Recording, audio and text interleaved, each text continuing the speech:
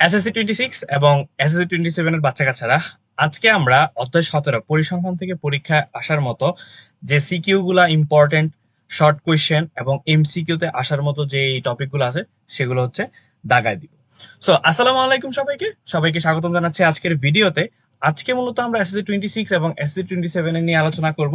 সেখানে দেখেন, আমরা এসএসসি 26 এর পরিসংখ্যান থেকে টোটাল দুইটা সিকিউ আসবে, যেখানে হচ্ছে 20 মার্কস। আর এসএসসি 27 এ আসবে হচ্ছে একটা সিকিউ যেখানে হচ্ছে 10 মার্কস। যদি শর্ট কোশ্চেন চিন্তা করি, দুইটা আসতে পারে, অর্থাৎ 4 মার্ক। আর এমসিকিউ আসবে এই চ্যাপ্টার থেকে এসএসসি 26 এ দুইটা দুইটা তার মানে হচ্ছে 2 মার্ক। টোটাল দেখেন এসএসসি 26 এ আসবে 20, আর হচ্ছে 4 24 25 26 মার্ক আসবে হচ্ছে টোটাল 100-তে। 26 মার্ক আসবে শুধুমাত্র পরিসংখ্যান থেকে। সো আপনি যদি পরিসংখ্যানটা কমপ্লিট করতে পারেন পুরোটা অধ্যায় ভালোভাবে, তাহলে আপনি কমন পাবেন 26 মার্ক।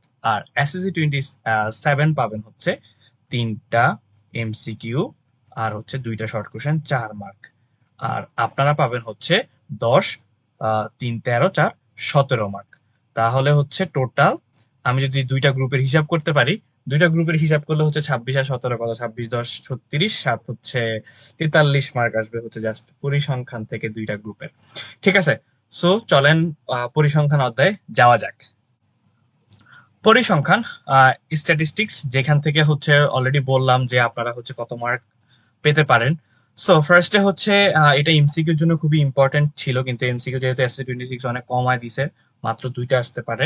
সো ফার্স্টে হচ্ছে একদম প্রথম থেকে শুরু করবেন। আপনারা চাইলে একবার রিডিং পড়ে নিতে পারেন, কারণ যেহেতু এখান থেকে অনেক মার্ক আপনাদেরকে অ্যান্সার করতে হবে।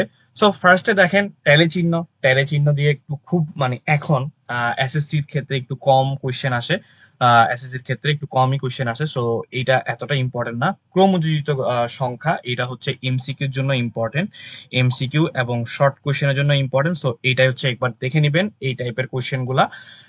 এরপরে আসি হচ্ছে যে উপাত্তের পরিসর নির্ণয়। পরিসরটা হচ্ছে শর্ট কোয়েশ্চেনের জন্য খুবই খুবই ইম্পর্টেন্ট, যেটা হচ্ছে 2 মার্কের আপনাদের শর্ট কোয়েশ্চেনের জন্য আসতে পারে। ঠিক আছে, 2 মার্কের শর্ট কোয়েশ্চেনের জন্য আসতে পারে। সো একবার পরিসর শিখে ফেললে আর কোনো প্যারা নেই। এরপরে আসি হচ্ছে চলক, এটা হচ্ছে এমসিকিউ গুলোর জন্য দেখে নেবেন। এই যে বিচ্ছিন্ন অবিচ্ছিন্ন চলক, সেটা হচ্ছে এমসিকিউ এর জন্য দেখবেন। এরপরে হচ্ছে গণসংখ্যা বহুভুজ। এইটা গণসংখ্যা বহুভুজ হচ্ছে সিকিউ এর খ নাম্বার, বা গয় দেয়। ঠিক আছে, সিকিউ এর খ অথবা গয় দেয়, যেটা হচ্ছে ইম্পর্টেন্ট। কারণ হচ্ছে আপনাদের দুইটা দুইটা সিকিউ আসবে হচ্ছে এসএসসি 26, দুইটা সিকিউ আসবে। সো এসএসসি 26 এবং 27 এর জন্য দুইটাই ইম্পর্টেন্ট, আয়তলেখ এবং হচ্ছে বহুভুজ। সো একটা হচ্ছে খতে আসে, একটা হচ্ছে গতে আসে। তার মানে আপনারা একটা সৃজনশীল ঠিক উদাহরণ 3 থেকে পেয়ে যেতে পারেন এরকম, বাট হুবহু এই মানটাই আসবে না, অন্য কিছু দিতে পারে, সমস্যা নেই। ঠিক আছে, এরপরে হচ্ছে এই যে বহুভুজ, যেটা বহুভুজ আর আয়তলেখ। তারপরে হচ্ছে চলেন আমরা হচ্ছে এই যে এটা হচ্ছে খুবই খুবই ইম্পর্টেন্ট, মানে উদাহরণের জন্য, মানে উদাহরণ যেটা দেওয়া আছে সেটা হচ্ছে ইম্পর্টেন্ট। কোথায় আসবে? সিকিউতে, সিকিউতে আসবে। এরপরে আসি হচ্ছে গণসংখ্যা বহুভুজ, সেম অজীব রেখা। এরপরে আসি হচ্ছে একটু ইম্পর্টেন্ট হচ্ছে কি অজীব রেখা। এটা হচ্ছে আপনাদের কিসে আসবে? এটা হচ্ছে আপনাদের সিকিউতে আসবে। অজীব রেখা বা ক্রমযোজিত গণসংখ্যার লেখচিত্র যেটাকে বলা হয়, সেইটা আসবে। সো এটা হচ্ছে আপনাদের অজীব রেখা, অলরেডি ক্লাসে পড়ানো হয়েছে। কেন্দ্রীয় প্রবণতাটা একটু লাগে না তেমন একটা, কিন্তু এই যে গাণিতিক গড় সিকিউর জন্য মাস্ট ইম্পর্টেন্ট। একটা প্রথম সিকিউতে যদি গড় দিবেই, ঠিক আছে, গড় কিন্তু খুবই খুবই ইম্পর্টেন্ট।